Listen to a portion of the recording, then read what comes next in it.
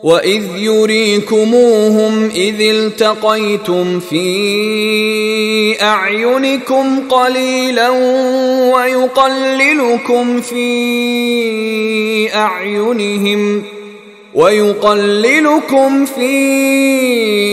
أَعْيُنِهِمْ لِيَقْضِيَ اللَّهُ أَمْرًا كَانَ مَفْعُولًا وَإِلَى اللَّهِ تُرْجَعُ الْأُمُورُ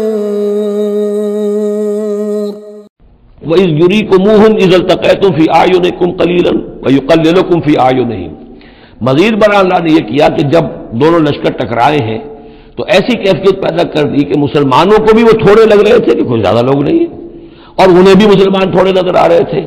یعنی یہ کہ ہر صورت اللہ نے ایسی بنا دی تھی کہ جنگ ہو اور ڈٹ کر ہو، تاکہ یہ صورتحال جو ہے یوم الفرقان ہونا اس کا بالکل واضح ہو جائے۔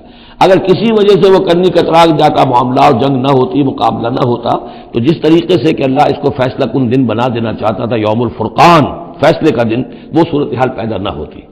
لِيَقْضِيَ اللَّهُ أَمْرًا كَانَ مَفْعُولًا، تاکہ اللہ پورا کر دے اس معاملے کو کہ جو ہونے والا ہی تھا۔